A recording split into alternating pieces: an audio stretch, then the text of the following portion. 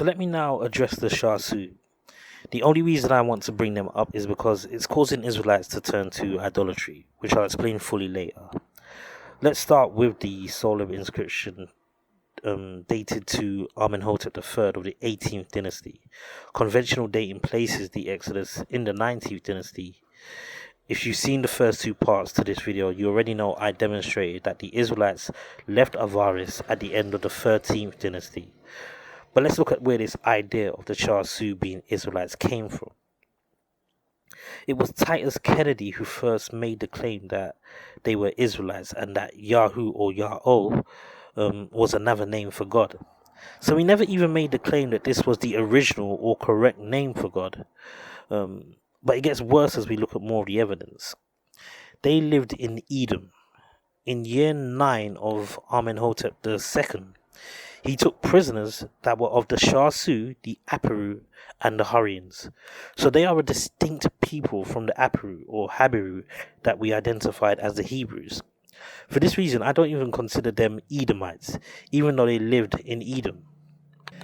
In the Papyrus Anastasia 6, the SHASU of Edom were mentioned passing the border of Mereneptah to water their flocks, another reference to the SHASU living in Edom. And this is the 19th dynasty of Egypt. Even if you don't agree with my revised dating, in the Mereneptah stele, Israel is named as an established nation already. The SHASU of Edom are a separate people. It's worth noting that the Ashkelon wall at Karnak depicts images of the poem on the Mereneptah stele, showing Israel having a chariot army. Under conventional dating scheme, this would have been a time that we were a guerrilla army.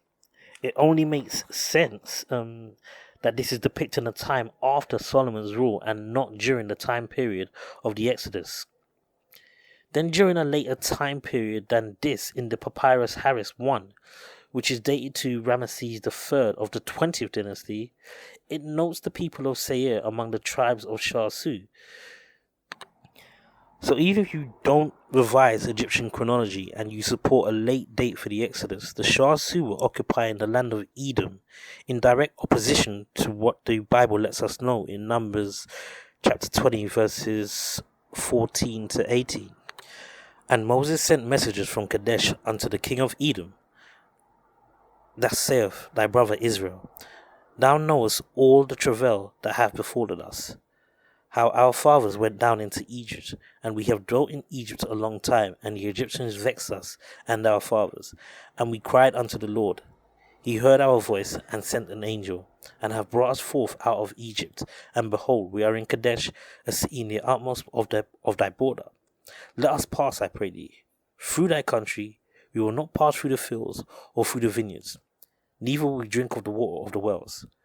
We will go by the king's highway. We will not turn to the right hand nor to the left until we have passed thy borders. And Edom said unto him, Thou shalt not pass by me, lest I come out against thee with the sword. And this is confirmed by Jephthah in the book of Judges, chapter 11, from verses 14 to 18.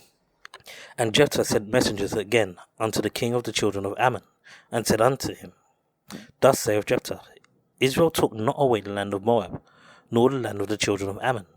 But when Israel came up from Egypt, and walked through the wilderness unto the Red Sea, and came to Kadesh, then Israel sent messengers unto the king of Edom, saying, Let me, I pray thee, pass through thy land. But the king of Edom would not hearken thereto. And in like manner they sent unto the king of Moab, but he would not consent, and Israel abode in Kadesh.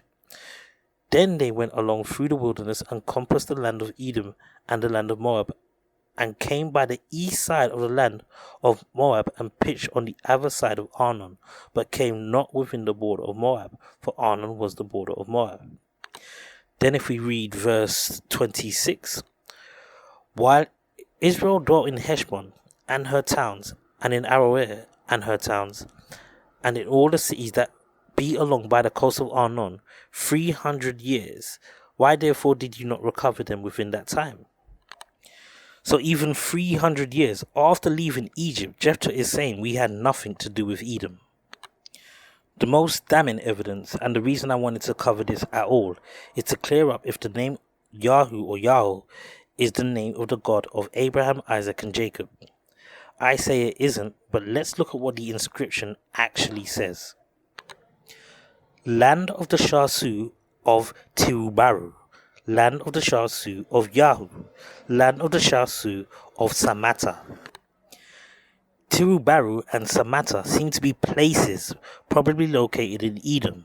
This is all we get from the Solar inscription, as it was heavily damaged, but we do know that the inscription was copied in the Amarna West Temple inscription by either Seti I or Ramesses II. So in our new timeline, this would be during the reign of David. Land of the SHASU of Seir, land of the SHASU of Laban, land of the SHASU of Pias, land of the SHASU of Samata, land of the SHASU of Yahu, land of the SHASU of Tirubaru. Yahu has no determinant that this is a god. In this context, it is most likely the name of a place or possibly even a person. This is why I say calling on this name is idolatry. All these names in the inscription are encased in a ring. This means they were conquered or subdued by Amenhotep III. All 6 SHASU groups most likely lived in the region of Edom. Whoever these SHASU are, Yahu was most likely the region of Edom that they came from. Israelites have no connection to them outside of having both been enslaved to the Egyptians at different points in time. The Egyptians made a distinction between the SHASU and us, the Apiru, as demonstrated with the Brooklyn Papyrus. Therefore, I do not even consider them to be Hebrews at all. I hope you understood why I don't identify the SHASU as Israelites. I hope this message reaches our brothers that call on the name of Yahu and they repent for doing so. All praises to the Most High.